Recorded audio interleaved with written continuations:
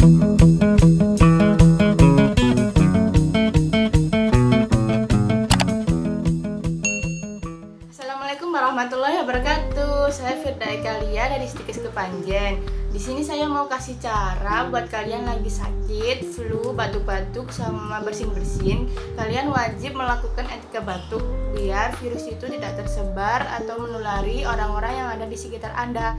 Oke, saya kasih tahu ya cara etika batuk yang baik dan benar. Nonton video ini sampai habis. Few moments later.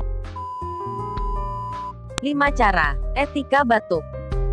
Pertama, tutup mulut dan hidung dengan lengan atas bagian dalam. Kedua, tutup mulut dan hidung dengan tisu. Ketiga, jangan lupa membuang tisu di tempat sampah. Keempat, cuci tangan dengan menggunakan sabun dan air mengalir. Jika tidak ada, gunakan hand sanitizer. Kelima, gunakan masker. Semoga video ini bermanfaat dan dapat mencegah Anda dari virus, terutama virus corona.